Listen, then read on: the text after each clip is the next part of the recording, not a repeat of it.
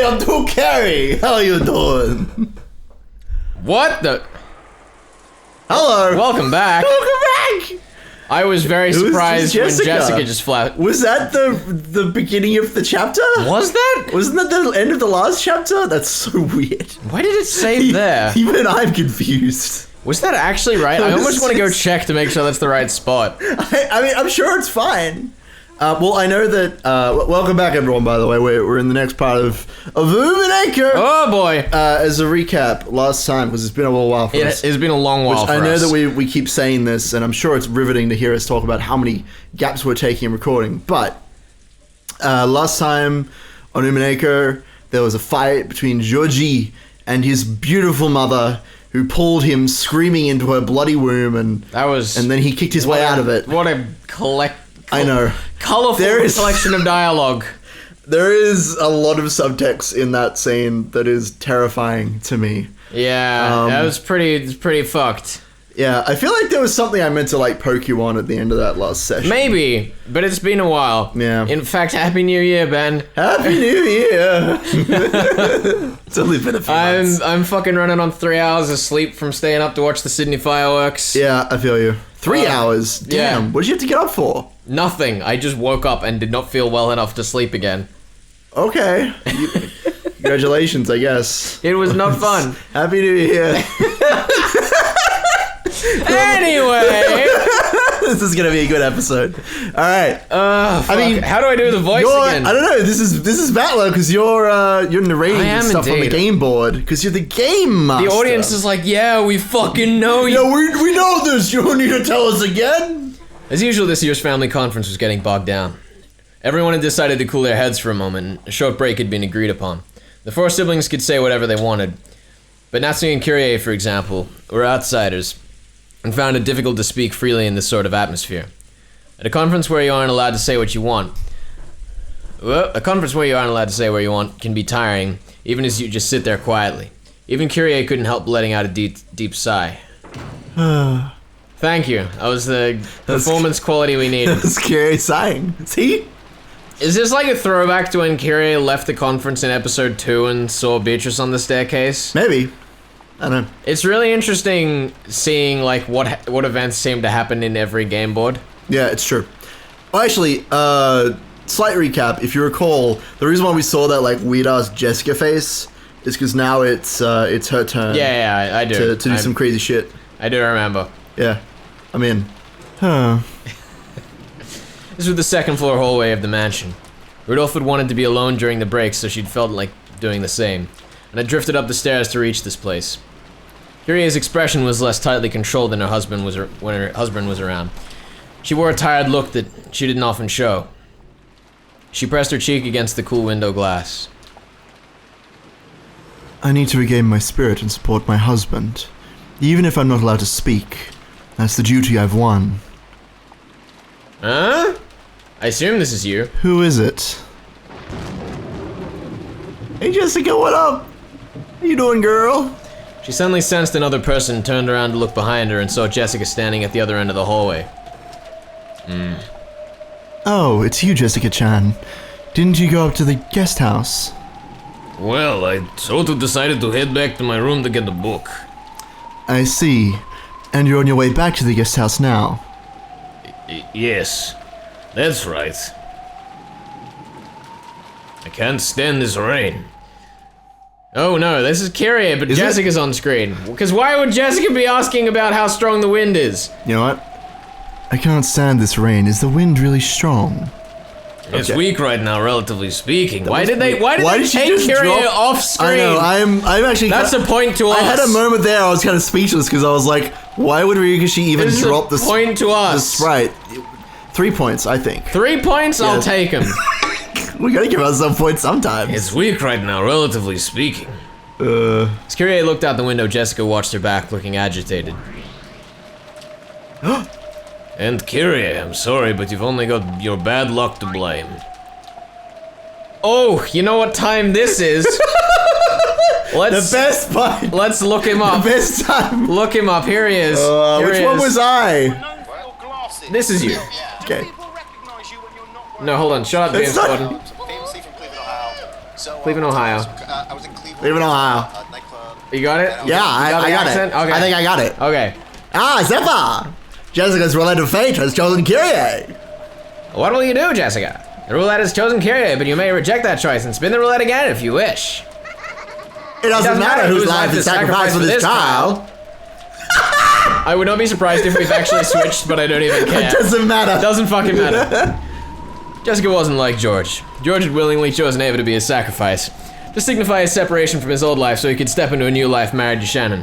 However, Jessica hadn't thought of any particular target, so she'd left it upon the roulette of fate. That was no exaggeration. She'd walked out at random, imposing a rule on herself that the first person she met would be chosen as their sacrifice. And so the roulette of fate had brought her to Kiriya. And of course, there was nothing forcing her to keep that rule. What if she walked in front of a mirror though, Ben? Oh shit! Ooh, What if she had to kill herself? it's dark. It's fucked up. However, Jessica didn't want to break a rule she'd once made. Even though she was participating in a demon's game, she still wanted to cling to this last one virtue. Right now, she could attack that unprotected back, but Jessica still wasn't able to fully resolve herself. It was a mistake. What is it? Do you have something to say to me? Noticing the strange distance Jessica was standing at, Kiriya turned around. That unprotected back was already gone. Jessica realized that her hesitation had made her lose her own first chance. The fool! She'd taken on this demon's game to prove her love for Cannon. However, would it really be okay to sell her soul to demons for the sake of love? She had energetically consented to this demon's game, not wanting to let George, who had already taken an open-minded view of the situation, get any more of a lead on her, but her heart still wasn't ready. Maybe I shouldn't be asking you this, Aunt Kyrie. Do you mind if I kill you? Of course, my chat. It's Kiriya now. What is it? It's rare for you to ask me questions, Jessica-chan. I hope I'm capable of answering them for you. Actually, I have someone I like. Oh, really? That's wonderful. Then is it love you wanted to talk about? Yeah, pretty much. Very well. I'll help out if I can. Thank you very much. Actually, Is it still one-sided? No, I guess you could say that it's just become mutual. But well, there's this trial for us to be joined together. A trial? Now what could that be? I feel like if someone was to ever approach someone in real life and be like, there's a trial for me to love this someone, I'd be like, I am leaving. I need to turn around and leave right now. Bye. Good luck with the I trial. will watch you as I go the whole way. till Walking you're out of backwards sight. as well. Walking backwards, yeah. With a mirror just in case there's someone Just in behind me case. as well. There's the two of us and another pair of lovers, and we have to fight each other. You mean a love triangle? Or is it a square? I will say, Kiriya. it's beautiful because it's kind of both in the theory we're going with. No comment, of course. Or no confirming or denying, but yeah. Sounds complicated. And? Only the pair who wins can be together. It's something complicated like that. In other words, That sounds awful. A love where neither side can succeed unless they use the others as stepping stones. yeah. If we're joined, then they'll fall apart, and the same the other way around. I think I see where you're going with this. Something like this, right? How far is a person allowed to take advantage of others to find happiness, right?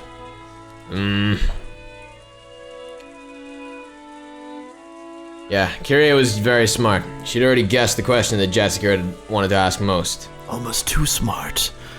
If you don't fight, it automatically becomes their victory and you'll lose.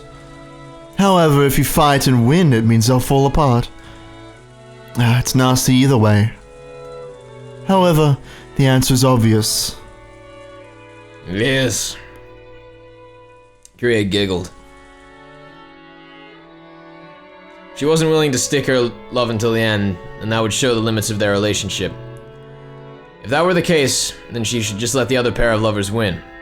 However, if this was a love that she couldn't abandon her chances at victory either.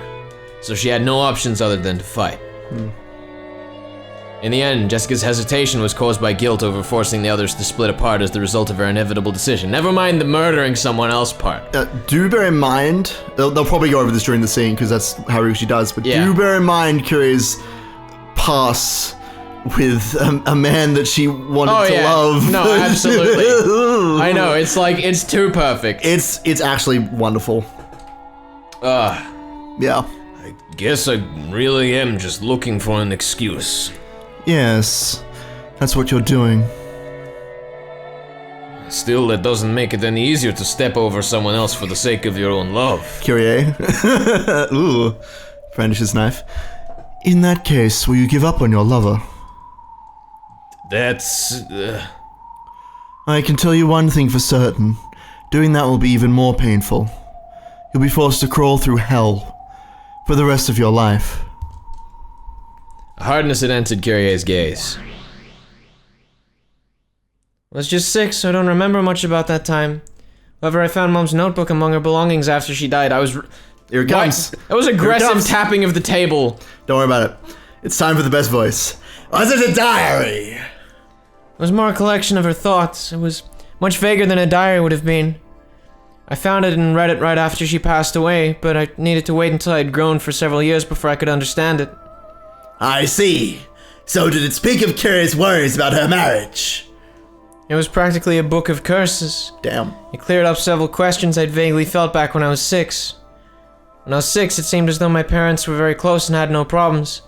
And though I thought it odd that Oni-chan lived separately even though he was in our family, I accepted it as the way things were. Did you not know about Asumu? I think Oni-chan talked to me about her when no one was around. It wasn't something a kid who wasn't even in elementary school could understand. After all, I never even saw a picture of her.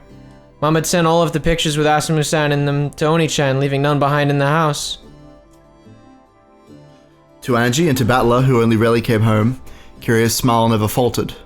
If she hadn't written her thoughts in that notebook, Angie would probably never have known them. Since his school days, Rudolph had been particularly popular with girls, a typical playboy. Be bold over the top, yet still have just a little bit gentle towards women. He probably kept that formula for being popular with women inside his head. In their attempts to win Rudolph's favor, several women tried various seductive tricks. Rudolph probably enjoyed that part the most. Since the beginning, love had been a game to Rudolph. He never thought of it as a trial and error process to find a single life partner. He would intentionally spark jealousy between women, lap up their compliments, and revel in the harem. I feel like this is a commentary on a genre that I don't understand. I don't think it's that crazy. A little bit. It is a little bit. I mean, a lot of visual novels have a character who's kind of like, you know how Balor was pretty pervy and you were like, what the fuck is this? It's definitely a trope to have, particularly root-based VNs, to have a main character who is like a giant perv and is trying to play the field, and it's kind of disgusting. But, yeah. He may be my father, but he was an awful man. But at the same time, Dad must have looked down on those toadying girls. Mom, who was very aware of her self-worth and extremely intelligent, must have stood out. Though even that might have been due to Kiriya's more skillful methods of catching Rudolph's gaze. Yeah, maybe. Mom was smart in a lot of ways. Like the other Shirimiya siblings, Rudolph had strong ambitions and lofty goals. Under the mottos of, if you can pull it off, you're golden, and as long as no one finds out, he would alternate between setting up businesses that were borderline swindles or illegal, and then running away. I've heard that in his college years he was already making use of that talent, thinking up shameless projects and cleverly making money through the panic of selling party tickets, so much that he could brag about carrying a wallet full of 110,000 yen notes all at the time. Many women fell for his charisma in being the man responsible for those radical projects, as well as his thick wallet and generosity. Be a lie to say that Kiriya wasn't one of them. However, what made Kiriya very different from the other women was that she could support Rudolph as a business partner. Rudolph would make a large-scale party successful, unable to hide his laughter at this massive easy profit. The women would surround him. Among them, only Kiriya was calm and composed. She could point out several ways that income and expenditure could be improved upon, and could even lay out a proposal for the next project. So, Rudolph slowly began to accept her as a partner. Just like some people say men don't belong in the kitchen, there's also a sense that women should stay out of financial affairs. It's normal for men to foot the bill for women. And the details of how those 10,000 yen notes were scrounged up are vulgar, so don't ask, don't know, don't care. So you're saying that Kiriya viewed money from a man's perspective? Rudolph noticed a true treasure in this part of Kiriya.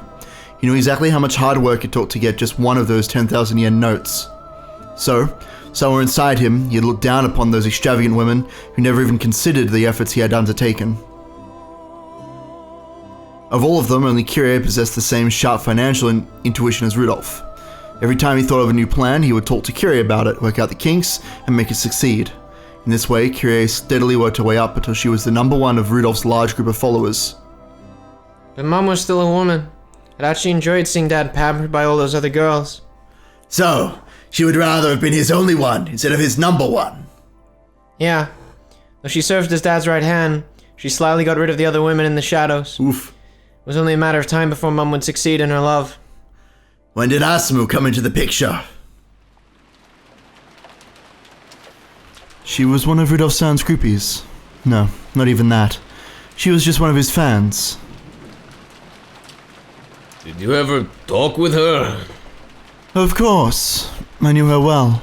Ever since the very beginning, before Rudolph-san even knew her name. I'm sure she was quite intelligent herself. And cunning. I tried to use my intelligence to stick out, but she did it in the exactly opposite way. By being stupid? I mean, she was good at tricking his protective instincts.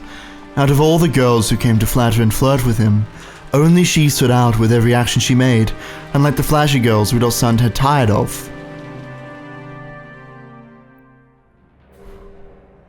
Kiriya still acknowledges the mistake she made in letting Asumu and Rudolph get too close. Kiriya had thought that taking the role of Rudolph's business partner meant she would have him all to herself. Fucking trying to pick what narration's what here. I know. Well, what was brilliant was when they had what seemed like neutral narration over Angie's sprite. Like, what is happening? Yeah. Who is even talking right now? It's such a mess, and I love it so much. It's wonderful. It might have been due to her pride, and it might have been her arrogance as she tried to eliminate the relationships between all the other girls and Rudolph. Perhaps she sometimes tried too hard as a business partner, putting too much pressure on him, regardless of the fact that it was justified. Bit by bit, Rudolph had started to need a woman who could stay quiet and soothe him, without making him think about anything complicated. That woman was Asumu. I am ruthless and intellectual, rational and economical. In a plank of carnivorous situation, I would push the other person off without hesitation.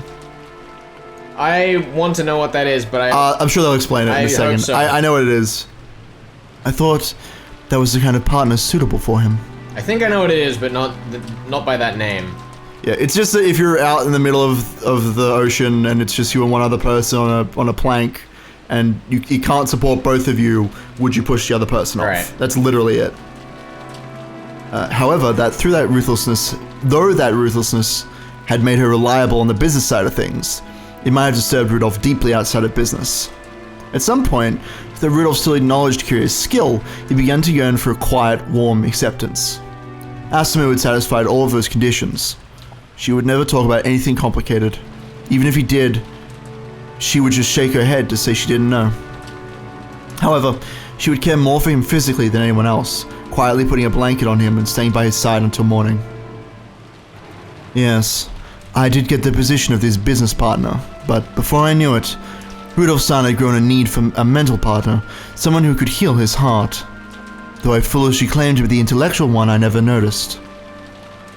And then Uncle Rudolph married Aunt Asumu. Yes, that's right. She stole him away by sleeping with him.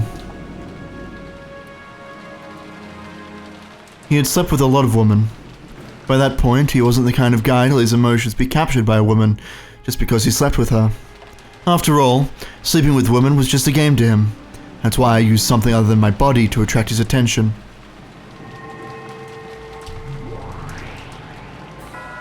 What pride is a woman? For how long they were both pregnant. Asumu-san told Dad about it right away, but Mom did the opposite. So, she was afraid that the pregnancy would threaten her position as his business partner. Apparently Mom didn't eat much at the time, so her period was often irregular. Because of that, it took a really long time before she realized she was pregnant. When did she notice? It was after Asumu-san suddenly moved into Dad's family register. Mom learned about her pregnancy after that and plotted several times to split Asumu-san and Dad apart, but... Even though Asumu-san always acted like such an airhead, once she got her hands on Rudolph-san, she didn't let go. Why should I care? Please stay out of our way, she'd say. And this coming from that little girl who would curl up into a ball every time she got on a bus. At that point I realized she had been the truly cunning one. Yes, even her fear of vehicles was another lie to catch Rudolph-san's sympathy. You really have to wonder how much of this is truth and how much is just fucking Kiriya being bitter as fuck. It's certainly possible. My apologies. I must be boring you. Oh, no. At the very least, I wanted him to acknowledge the child I would give birth to. It seems as though Rudolph-san was prepared to do that. He made sure there was a hospital waiting for me, and even though Asumu-san was close to giving birth herself, he gallantly came to see me. Even though she was already his wife. What an awful man, really. Ballows is entertaining. What? There's 10 billion eights. I know, he definitely is. After that is a tale I can't bear even to tell. Both Asumu and I had the same delivery date, and yet her pregnancy had meant her marriage when mine was completely meaningless. I swore to bring up my child well and have Rudolph-san acknowledge it. The fight between Asumu-san and me ended with my loss. However, I wasn't down for the count. If I could make my child excel far more than Asumu-san's, if I could make it fully acknowledged by Rudolph-san, I would be rewarded. That's what I believed. So your theory is that Battler is Kiriya's son, right? Yeah. Yeah? Yeah. Anything to add to that scene based on that? No, not really. It was kind of like, why would they tell us this if it wasn't, like... Why would they tell us about Kiriya's stillbirth thing if it wasn't, like, something that actually factored into what's relevant? Yeah. So what do you think? What do you think's going on there? I don't know. If they had the same fucking delivery date, at some point the children got swapped, or Rudolph, like, chose to raise the other child, or Asumu had the stillbirth, and then Rudolph's like, here's this baby I managed to adopt mysteriously, or some shit.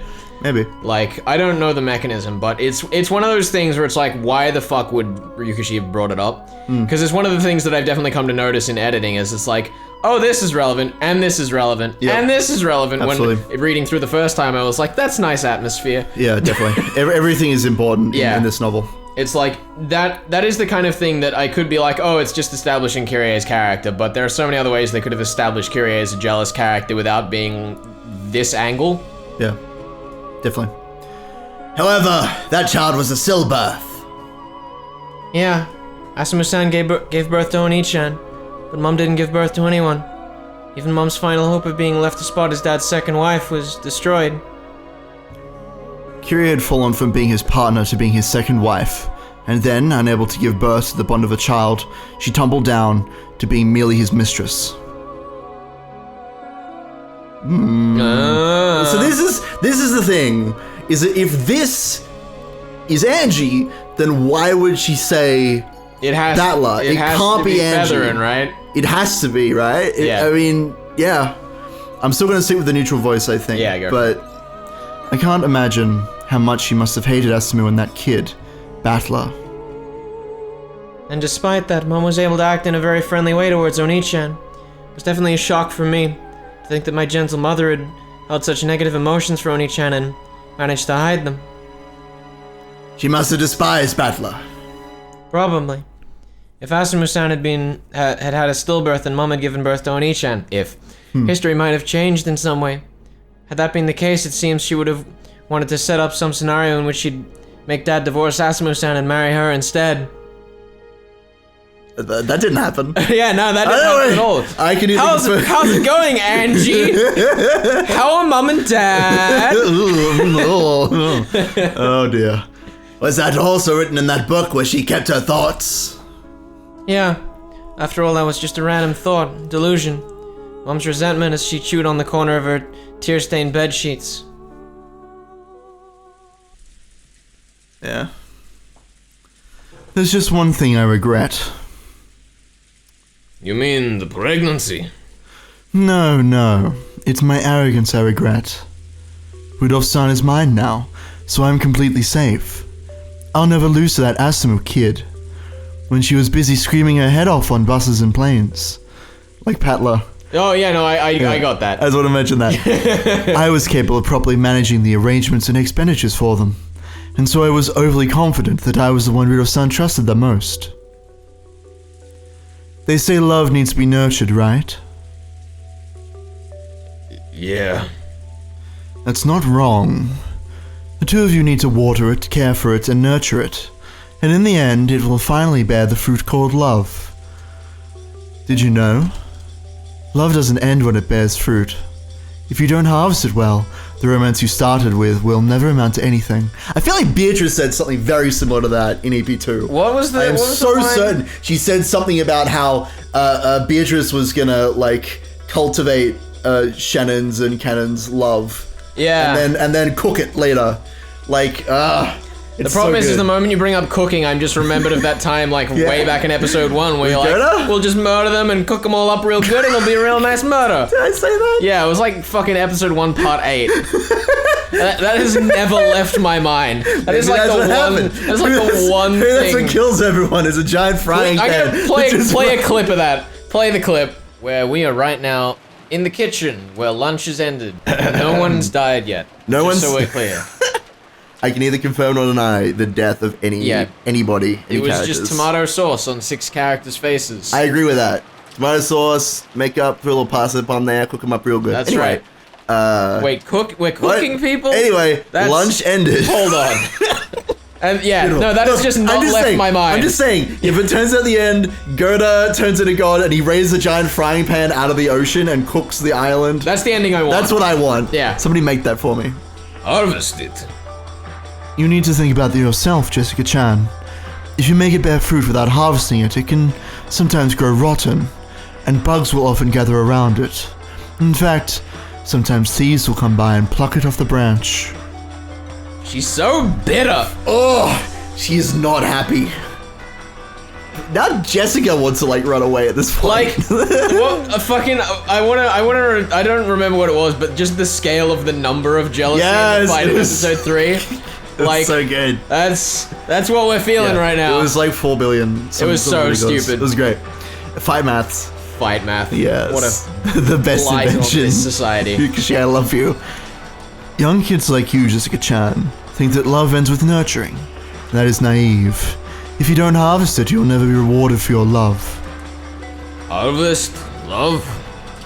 At a glance, it may seem to be a matter... I just want Jessica to, drive in the mansion with a fucking thresher. Oh my god. Just clean up the family. That's how she does her trial. That's how it works. Yeah, definitely. It may seem to be a matter just between the pair of lovers, but that isn't true. Putting off the harvest because you assume you can do it any time. This gives thieves a chance. What if that fruit you've worked so hard to nurture gets pulled off the branch the next morning? You regret that you didn't choose to harvest it the previous day instead of complaining.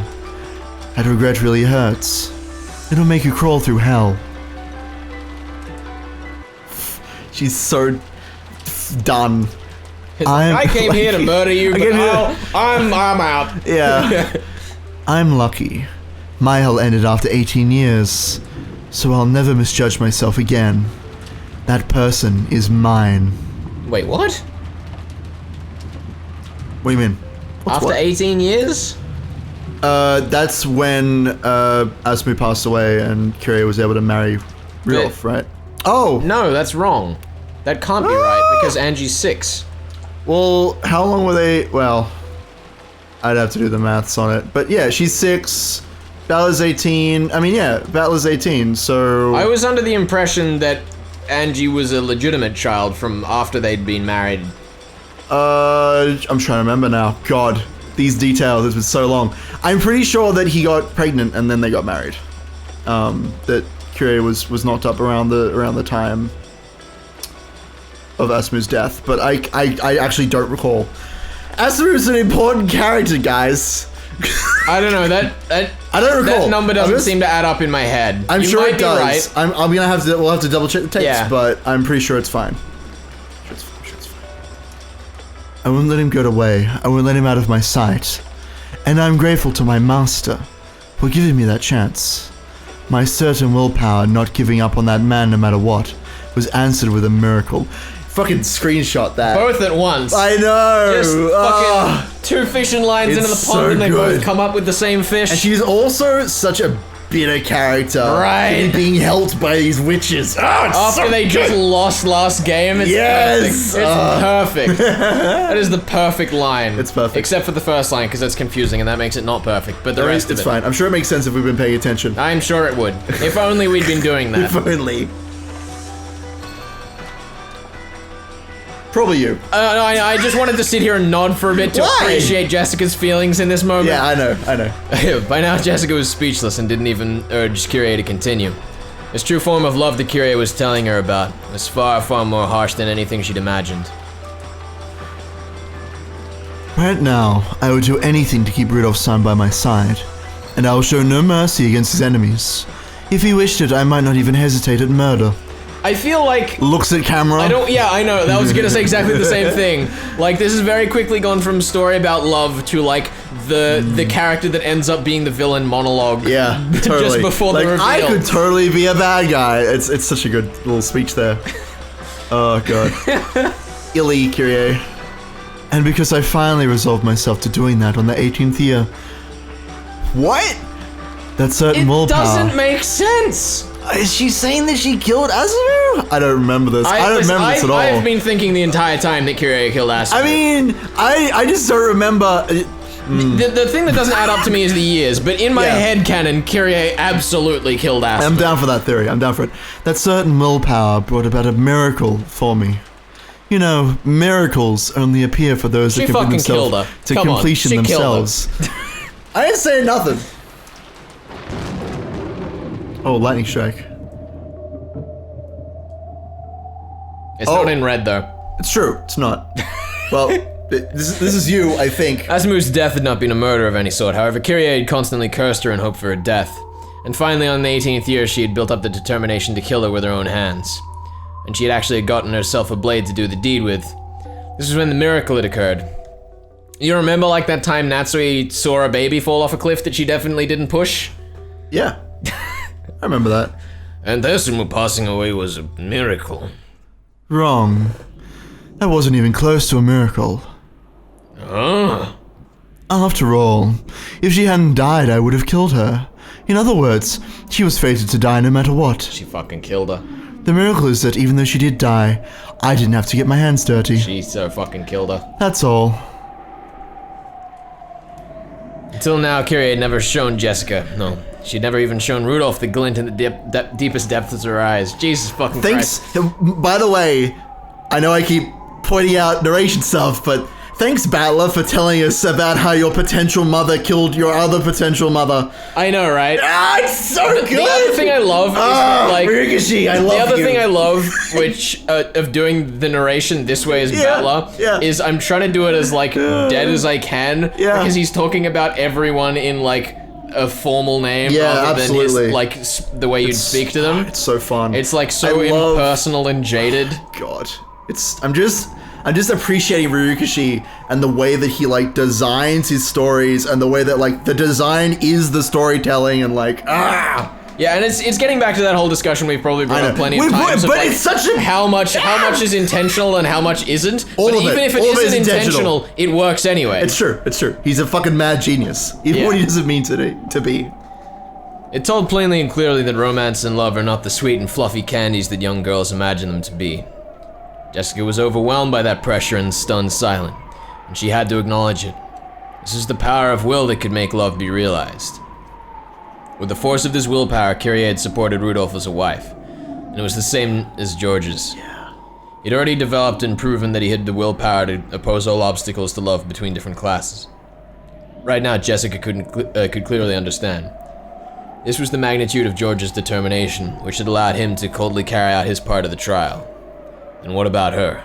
Did she really have the resolve to make her love with Canon bear fruit? And to harvest, and then to harvest that fruit? Battler. You're so happy about I'm all so of this. happy because he's using the language that Berger used. And I know. And it's And now we get to the point where it's like the slow, menacing pan, and then suddenly just, it's alright. Everything's fine. Everything's fine. Haha. That's Kiriya's voice. No, that's it. Keep it up. I'm sorry. You probably just wanted a little advice and I've scared you. Understatement of the week. Yeah, terrified, mortified. Blame the weather. I just wanted to press you a little bit, but I've gone overboard. Yeah, I mean, whenever I want advice, I always go for the person that I think is most likely to have killed over that circumstance, so that they can tell me that they were going to kill someone. I go to the potential murderer for advice, yes. Yeah. Potential. Potential. Kiriya let a relaxed smile rise to her face. The tense atmosphere finally slackened. However, her words had been gouged into Jessica's heart. I don't know what your love has been like, Jessica-chan, but if you have a rival and neither is willing to back down, you can't let yourself become complacent. If you do, you'll end up like me. For the sake of love, a woman should be prepared to kill at least once in her life. This is the kind of healthy life advice we all need. Yep. I can tell you that all women in the world who call themselves mothers have been through that. After all? After all. Women who don't do that are chewed to bits by the others and forced to crawl through the hell of envy and regret for the rest of their lives. My hell lasted 18 years. I was lucky to be pardoned after just 18 years. That hell is still filled with women who will never get out until they die. Unless they execute themselves in their regret. How should I put it? I have nothing to say. That is fucked up. I was trying to cheer you on, but here I've gone and scared you too much. I'm truly sorry. Love can be much more easygoing than that, okay? Love really is like playing with fire. Anyone can play easily and lightheartedly. But when you mess up and get burned, that scar stays with you your whole life. I don't like Kiriya's analogies anymore. I love them. Chessboards were fun. Chessboards were fun. Chessboards were fun. That's the title of this episode. It's perfect. I can't wait for this to be released. And people will be like, why are chessboards fun? I mean, it's a game. I just don't get it. And then they'll know about Regrets from love never fade. 40 minutes into the video. Okay. That was all that Kiriya had been trying to communicate. It wasn't like Kiriya to start telling stories from her past, stories you'd normally expect her to avoid, instead of giving a brief answer. However, Kiriya might have thought Jessica deserved to hear. Jessica had timidly brought up the subject of love. Perhaps Kiriya had opened up and told everything because she'd seen the fire of Jessica's determination in her eyes. Okay. I need to head back soon. Let's keep what we've talked about a secret, okay? Please do! I don't want to hear about it ever again. I can't read this in a serious voice. You have to. With a mysterious smile on her face, Kiriya turned around. I wonder if I scared her too much. Still, it's 100 times better to learn of that hell from a warning. Once you've fallen into it, it's already too late. Good luck, Jessica-chan. It sounds complicated, but don't lose. It's not every day I get to act as a mentor. I think that's a good thing. What is it, Jessica-chan? Those were not Jessica's normal eyes. In that No, they weren't. they were not. I hope you're ready for Rogue Limitation. Oh boy.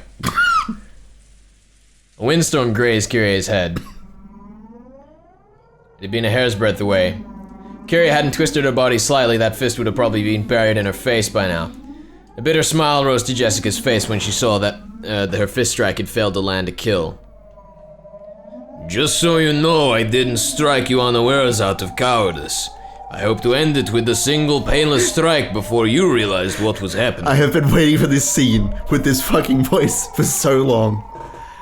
Didn't I tell you that I've lived through the hell of jealousy? I've been nearly burned a couple times already. I know how it feels just before a surprise attack. You mean you could sense it? That plus the lie you told in the beginning. A lie? Come now. If you had come from the guest house to get a book from your room, you wouldn't have come through this hallway in that direction. Of the 7 reasons you might have had for lying, which chessboard theory led me to. Chessboards are fun. Chessboards were fun. They were fun. Are fun. This was the worst case scenario. Telling a hasty lie to Kiriya would only put her on guard. If Jessica hadn't told that lie, her surprise attack would have succeeded. Not bad. I should have expected it from you, Aunt Kiriya. Why? You were planning to kill me from the beginning. Didn't matter who it was. How horrible. It's what you said that gave me the boost I needed. Thanks a lot.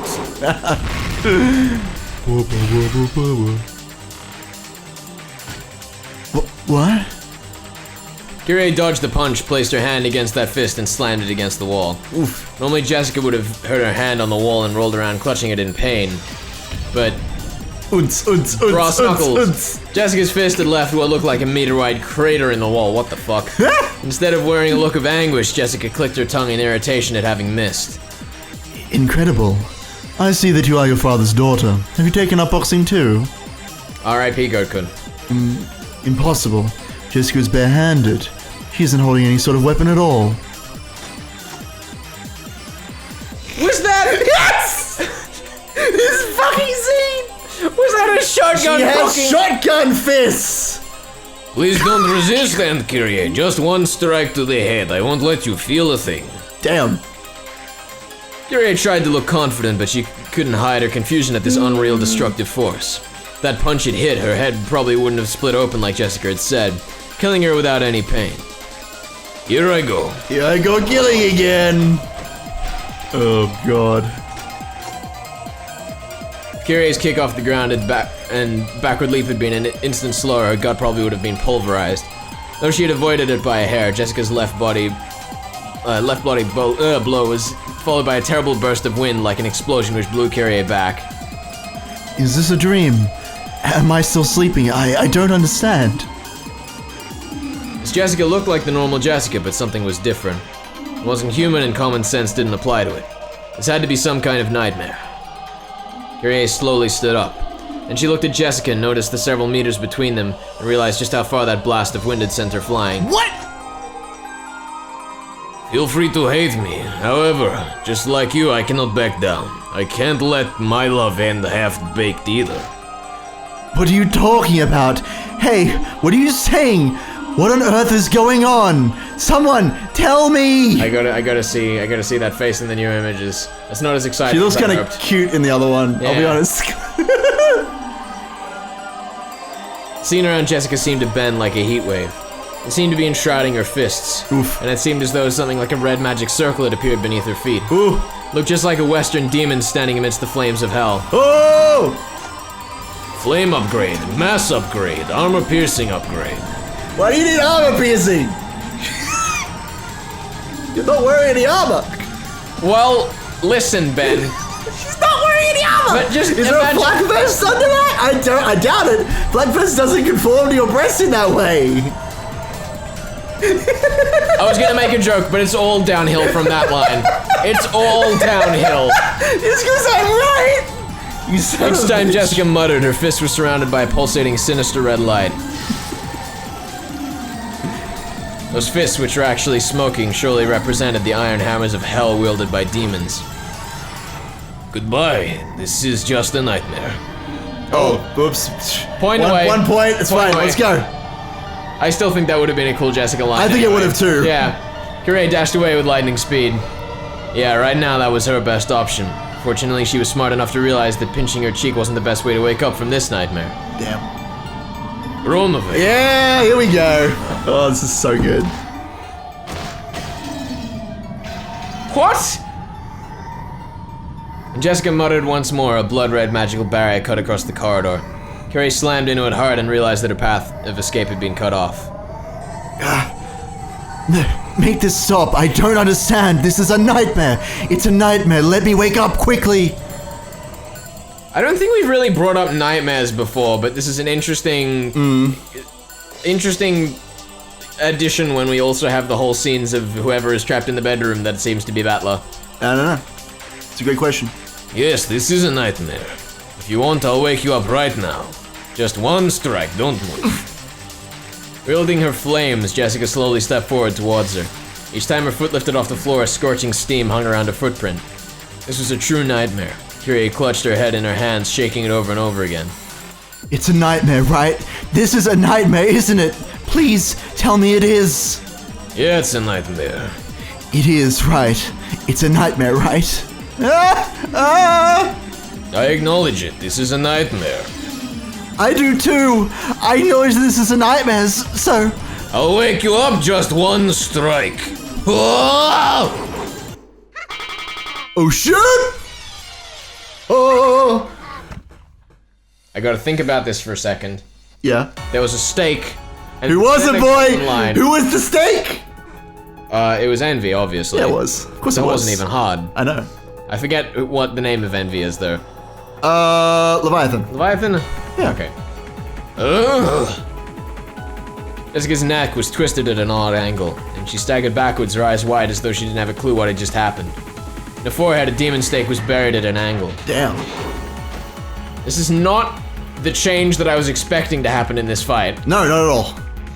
I'm not surprised, because it's Leviathan and Envy was clearly gonna Yeah. come into this. Envy was gonna but come I in at wasn't some point. expecting it to just straight away fuck her up in the head. Yeah, no, just stab her in the head, no.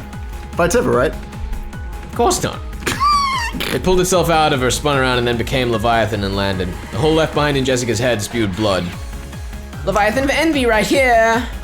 If we're already inside a nightmare, a very coordinated nightmare, one might say, why not have a friend from my nightmares show up? My friend from the hell of envy. Thanks for showing up just in the nick of time. It's too early to thank me. She's not down yet. Ugh.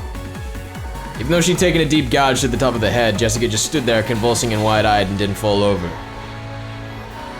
Blood stopped pouring out of her forehead and her blank, dull-like eyes returned.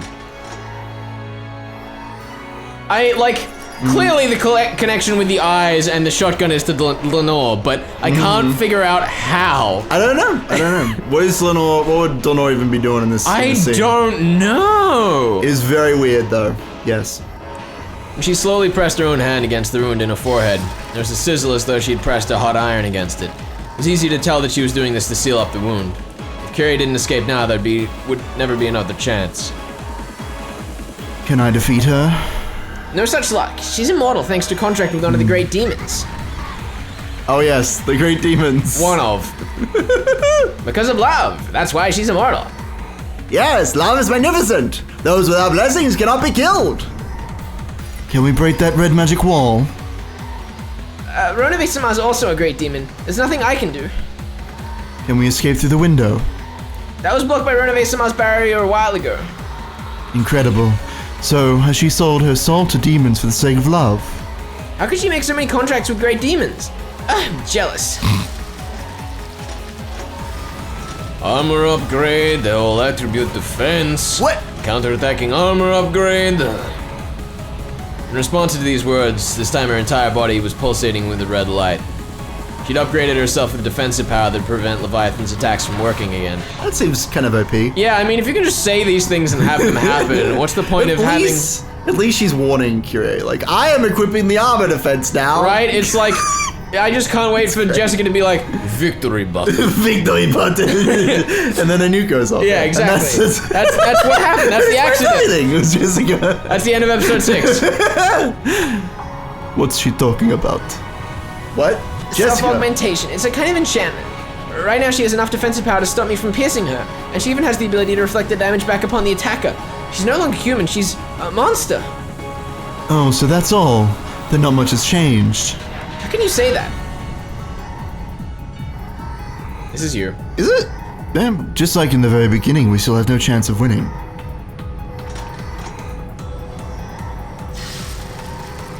That hurt, but it won't work again. Jessica slowly lifted the hand that had been covering her forehead, and there was no longer any hole there. The hole was cut off by barriers on both sides, and even the windows were sealed. There's no way out. Is the door to this room sealed? No, it's just locked, but it's just a normal room. It does have a window, but that's already been sealed. In other words, it's a closed room and a coffin for us. A coffin is just what I need. Unlock it. Ah, I'm jealous. Why are you the only one who can unlock it? Leviathan's stake flew about at a high speed, ramming itself into the keyhole to that room. The tip of the stake had become a key. As soon as it was unlocked, the door flew open. Have we been in here before? Oh, that's a callback. That is a long callback to AP1 when the stake flies into the guest room when Beatrice is like, let me show you how I did it. Yeah. There's the sound of the gun firing and the key unlocking. Yeah. Anyway. Have we seen this room in particular? Maybe. I don't remember. We'll find out. Both of them fell into the room and quickly locked it. I think it was the one that we saw in episode 5 when we were navigating around trying to figure out what the fuck had happened to the people that went missing. I believe you. It's Krause's study, apparently. Yeah. This is probably Krause's study. Its soothing furnishings brought about a sense of nobility that Krause would probably like. Even if you lock the door, she can just smash through it with one punch. You've just put the lid on your own coffin. However, if she wants to land a killing blow on us inside this coffin, she'll have to take the lid off first. Dim eyes, Jessica tilted her head upon hearing Kiriya's words. What are you talking about? How will such a small room be able to protect you, Aunt Kyrie? This room may be a closed room. It may leave us with no method of escape. However, even you can't break into this room. That's what a closed room is. What are you talking about? How does this tiny room with its tiny door make you think you can escape me? Jessica wearily looked between her own burning fists and the door with a confused expression on her face. And slowly she sent that pulsating red light to her fists. Oh, damn. She repeatedly enchanted her fists to give them the destructive power for the killing blow. I'll smash this door to bits. If you think you can, give it a try. Kyrie! After sealing the door and calmly saying those words, Kiriya placed a single index finger on the door. Jessica slowly raised her fire-wreathed demon's fists. So long, Aunt Kyrie. Whoa! Kiriya! What? What is this track? Oh, I believe this is Rock Limitation. Anyway, let's go. Rock levitation? No, Rock Limitation. Oh. It's a very weird track. Jessica's fist slammed into the door in slow motion. It was like the decisive scene in a movie was being acted out. However, this was no act. Jessica's fists really were slowing down as though they were being sucked in, like a spoon sinks through a jar of honey. That punch was no longer a punch. It was no more than a knock. Damn. I envy you. Envy?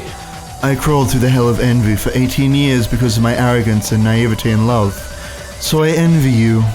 You're going to remember my warning, succeed in love and walk a beautiful life, right? I envy you. You'll get to live through the most beautiful time in a woman's life for a full 18 years longer than I did. I envy you so much.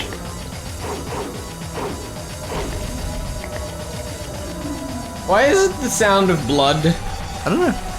Jessica tried to slam her fist against the door over and over again. However, as soon as her fist approached it, its speed plummeted. She could barely knock, much less smash the door. Speed upgrade. Instantaneous force upgrade. Speed of sound upgrade. What? It's useless, girl. Smash it. As full speed upgrades, Jessica's fist moved at the speed of sound. No. 1,225 kilometers of fight math per hour. Here we go. However, how long had Jessica been in envy to gain that speed? You know what? We're reading. No. I know, we're gonna read From everything. now on, we are reading fight math in Zephyr and Furfur's voice. You wanna take this?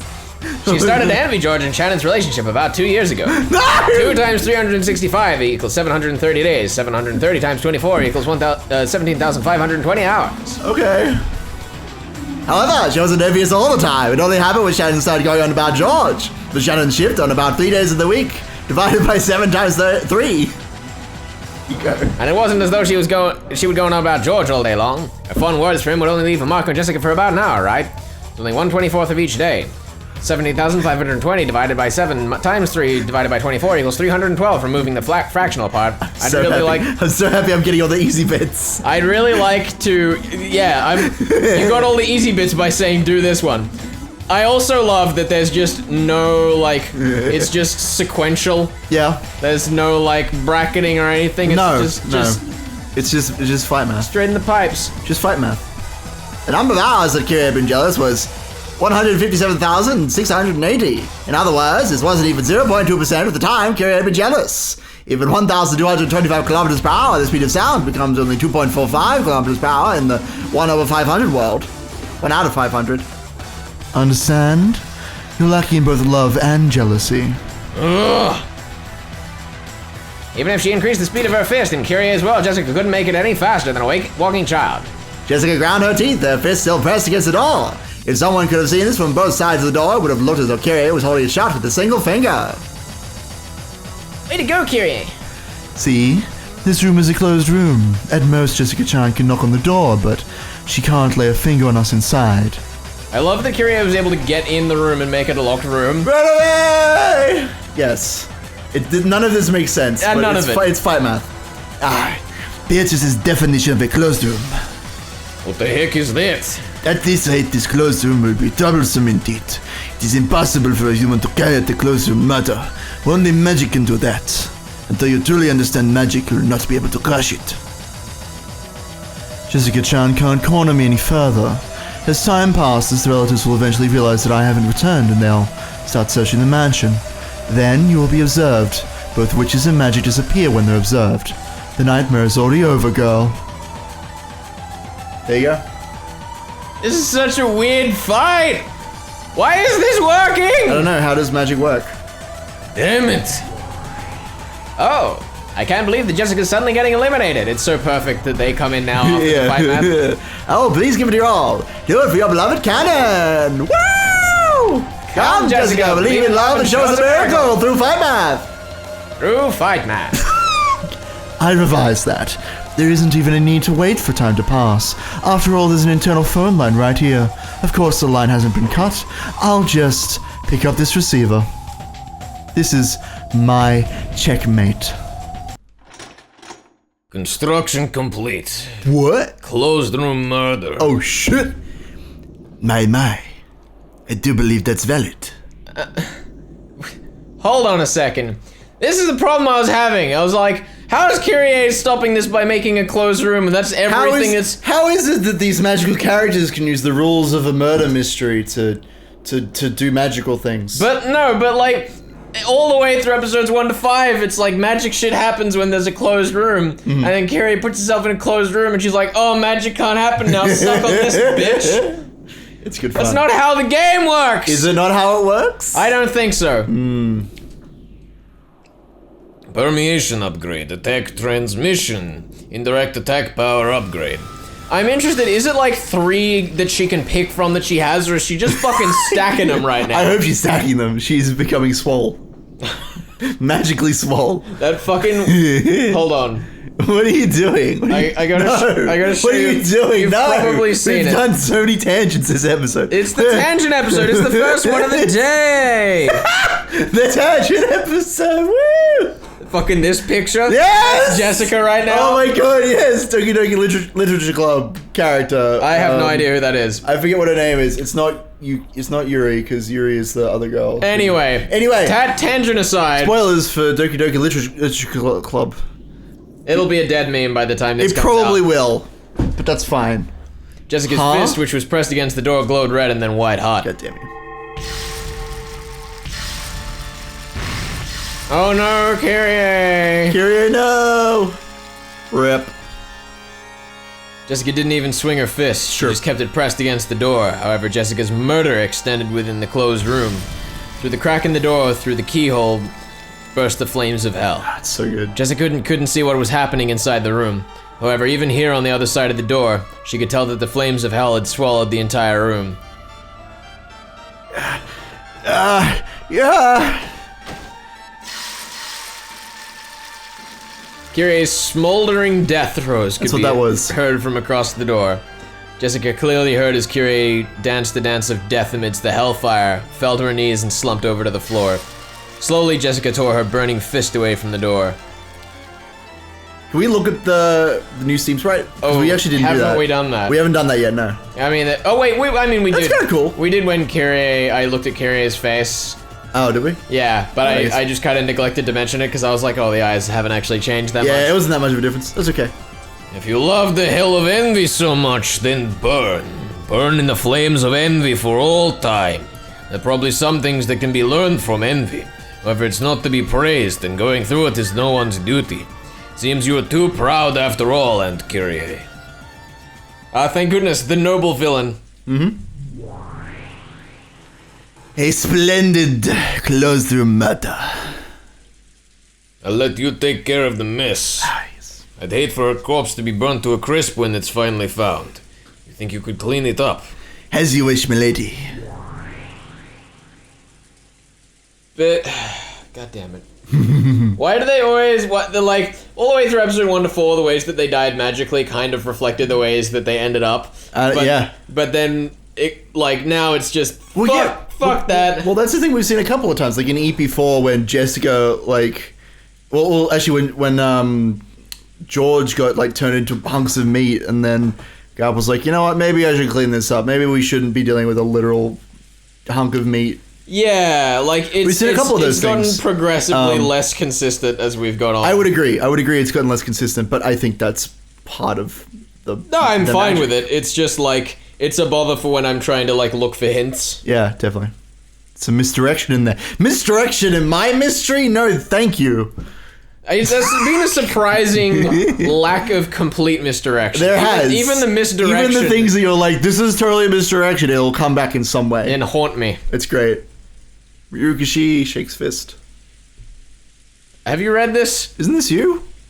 It's me. Yeah, you're Battler narrating, remember? You Sorry. you own the game board right now, did you forget? I was just I know. so sidetracked. I know. Ronovic transformed into a gold butterfly and entered Krause's study through the keyhole. Then he had to cross his arms and think about how he should even start cleaning up Kiriya's unrecognizable corpse in this room that had ended up as a burning hell. I love that it totally Feels is kind just of- like the butler's job. Yeah, it's great. Oh! Are you okay? That's how Jessica breathes out. The problem was that they gave me that face and that line and then said that she was just doing a calm breath. We should put... Does that look like a calm breathing face to you? No, not at all. We should put Coda and Jessica in the same room and watch them just use up all the oxygen. Goda would have used it before Jessica even got a chance. That's how we know Goda can't be the culprit in any of this, because anywhere he'd go, they'd just pass out. It's true. It's true.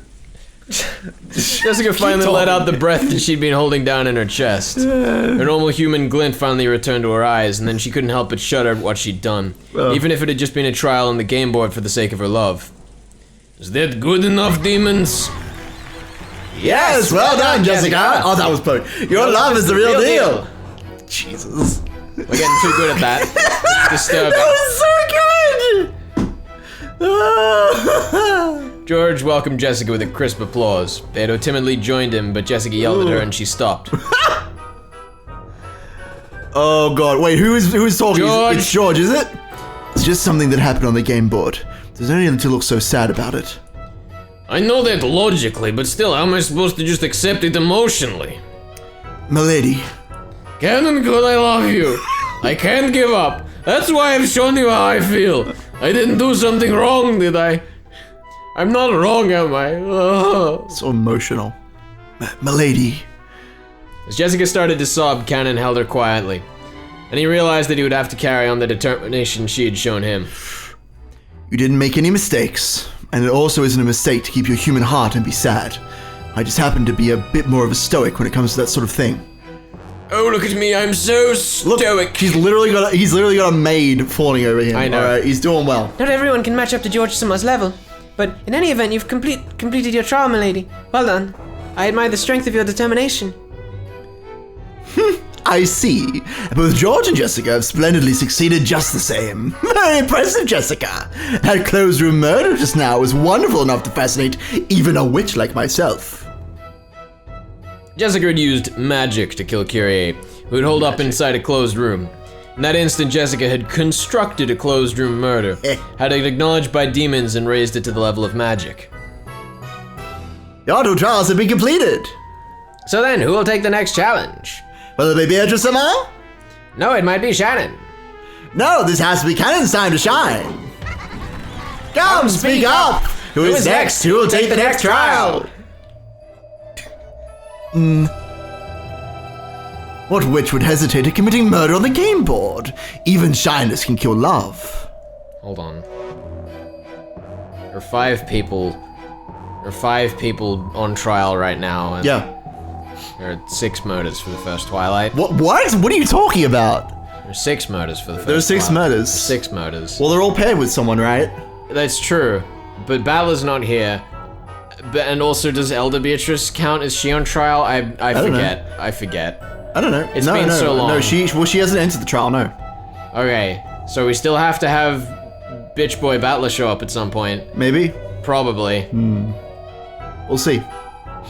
Let's see what happens. Fuck. Who's killing who? I only just realized. Thank you, yeah. I had a realization around this time too, yes. We are shaping up for the 6 murders of the first one. Alright, who will... Carry out the next murder of love! Oh my god.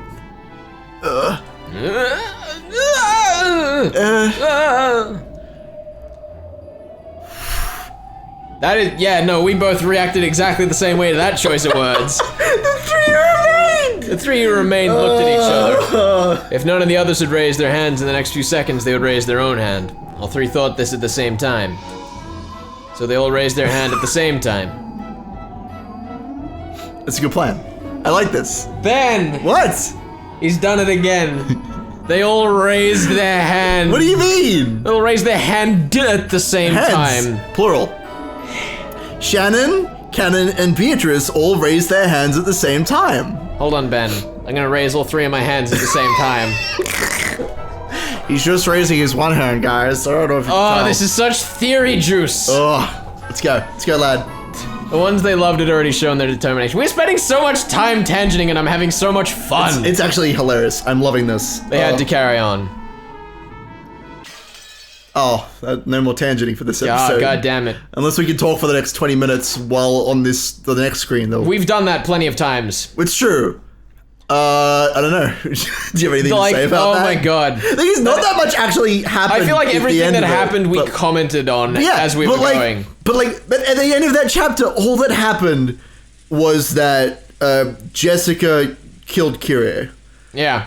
Like, that's the events That's the entire of that chapter. Yeah. That is literally it. That sentence. You could have just said, like, we found the body of Kiriya and it was a closed room. Like, that's it. Yeah. But we had that entire... How long was that? An hour. Have we had that happen before? Have we had one that was just like, this person was found dead? Without Without there was a fair bit of that in the first episode. No. Well, I mean, we didn't see... The first Twilight was the one that was like That was out just- of nowhere. which was great. We found the bodies. Oh my god. I miss episode 1. Let's go back But and reread since, that. since magic ever really like came into Yeah. premise as a murder Well, yeah, possibility. because that's when Beatrice is like, let me show you how to kill them with the magic, and then yeah, she puts on a big show. I'm trying to think what murders have we had where it's literally like we just found the body. Actually, the beginning of episode 5, they were just like, oh, the corpses are here. Oh yeah, definitely. Battlers start screaming. And if anything, that's kind of interesting to me, the idea that, like, I'm saying that supposedly they didn't die, and that was kind of vaguely given the thumbs up by the Red Truth. Yep. And that's the Well, one yeah, that we the Red didn't Truth actually was see happen in Magic. The corpses were not moved. Like, after they were killed, they weren't moved. And yet, we distinctly went back to the murder scene, which is something that we very rarely do. Yeah. And the corpses, in quotation marks, weren't there. So therefore, they were not corpses. Temple's Raven, guys. It's actually helpful. I just edited the Hempel's Raven episode, and Yeah. it was more confusing how long he spent describing I know. how Hempel's I Raven know. works. It's actually just it's a very like simple bit of logic. It Yeah. doesn't need that long to explain. And more often than not, you use it in this story. Like there are a couple times where you've been like, well, if it's not any of these things, rather than giving up, I'll say, well, then it has to be this other thing. Obviously, I'd love to talk about that when we get to the end. And Yeah. But there have been a couple points where you've used Temple's Raven. I've been like, oh my god, that's so helpful. Shout out to episode 3.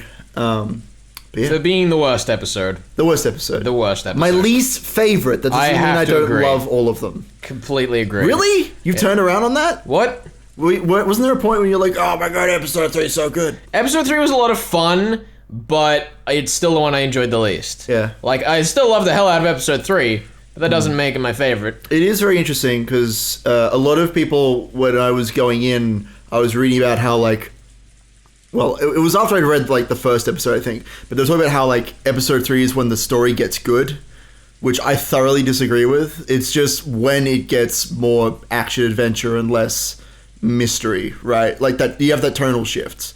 It definitely is more looking to like be more accessible, I think, which is something that I could talk about in modern media to death. I won't, because I don't want to get too Yeah, it was crazy actually with it. something that I found very interesting is because I remember you were telling me that Vigilia and Erica were meant to be the same character and were meant to be in episode 3. In a story called Land of the Golden Witch, yes. Like, it was what- going to be kind of, so rather than Erica showing up episode 5, she was going to show up and be another detective who would see a different perspective to Battler. Yeah. Which some people theorize means, similar to what you're arguing about episode 5, about how the narration that we see is not actually the same as what Erica sees, and that's why we're not told about Shannon and Cannon being together, because Erica is seeing something different to what we're being told. Yeah.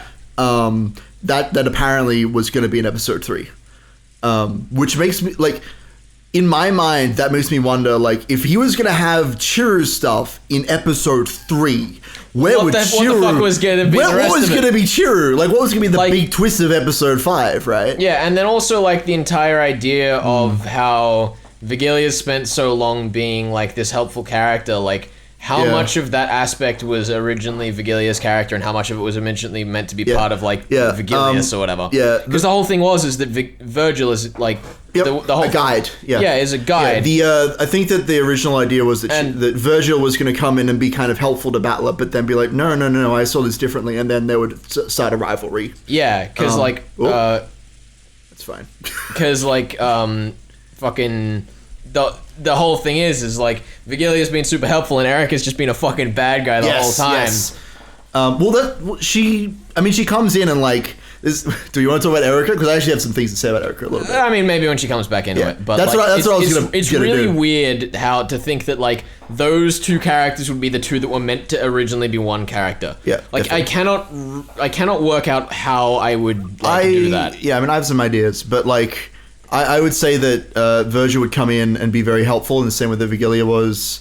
Because then we even have like Vigilia's kind of turn at the end where she's like, "Aha! I was a witch all along, don't you see?" But there might be a bit more going on under the hood. But yeah, I imagine that there would have been a certain point where it would have gone from Virgil, like from Vigilia to Erica in like a character arc over the episode. Yeah. The other thing to also remember is that when Erica is introduced, even though like to us, like we've seen the tropes before, Erica is clearly a villain like from the very beginning. Yeah. But when she comes in to like meet the family, she does like everyone likes her. She's funny. She's smart. She's witty. And chopsticks. And chopsticks. Oh! Yeah, and there's the narration makes a big point of going on about how she like reads the room and it's like, oh, I'm being too smart. I need to tone it down a little bit and talk about chopsticks. Whereas Also, in one EP6, thing I is realized when I completely was nuts. when I was rewatching a bit of episode 5 Yeah. and 6 to catch up, like when I was away for a bit. Yeah. I completely neglected to mention the fact that the little gray cells is a Poirot reference. Yes, thank you. I was wondering if you would notice Yeah, that. it's definitely something that slipped my mind the first time it happened, but then Yeah. because of the impending release of the Kenneth Branagh version of Murder on the Orient Express, I was like, Still haven't seen it. yeah, I enjoyed it actually. It was really good. Like it's unconventional and it's not very Poirot, but it was like it's still a fucking jam. Right here. And the way that they actually explored it was pretty fun. The only thing is that having come from Umineko, where it's like, Yeah. look at this closed room, look at how hard this closed room is. In fucking the Kenneth Branagh version of Murder on the Orient Express, it's like, oh, but he couldn't have gone in the room because the guard's watching, and that's it. They move on. Really? They don't touch the closed room again. That's it. They're not about discussing the theory, are they? Yeah. I have to ask, you've read the book, right? Yes, So, I read it. should I I read read it up to where the right murder before is? they like do the roundup scene at the end. Yes. Watch the movie and then read the. So can you tell me, is this the kind of thing that I should read the book and then watch the movie, or is it a different story? Like, It's good either way. okay. So what would you rate it? A 7 out of 10? I'd rate it a. Oh no. I'd rate it a. Yeah. What are you gonna rate it? a battler out of Runaway, maybe, or a seagull out of sea cat, rather. Yeah, What do you wanna- 7 Twilights out of yeah, let's go with that. I'd give it a 9 out of 10 Twilights. That's a good one. Yeah, like, you know, it's a classic. I've been really enjoying getting into some aspects of the mystery genre as like as a vessel to get to know Umineko better. Yep. And that's definitely one of the ones that's just like been a fun story to go through. Right, yeah. Like you can see why it's so well loved. There are definitely a lot of things that are like in terms of like difficulty and like the way that it's actually explored and how well you're meant to understand the I was genre gonna going say, into is it. it the kind of story that I should be like after every mystery, I should just like every murder or whatever, I should like pause and think about it, or should I just kind of go along with the ride? I mean, you could do it either way. Like that's that's the whole thing. Yeah. Is you don't have to fucking hunt for answers. This ain't no Umineko. It's saying Yeah. It's definitely not trying to get you to solve it as you go along, but there definitely isn't like it does play enough by the rules that you can figure it out. but does it follow Nox? I didn't actually take the time to work that one out. Oh, you should do that. I'm sure someone has probably done that on the internet already, and we could just look it up. Well, thanks for joining us for our review show that we do at the end of every Umineko episode. The best part is this gonna come out like fucking 6 months after the movie. It's gonna be irrelevant. It's gonna be totally irrelevant. We so are the good. best. Yeah.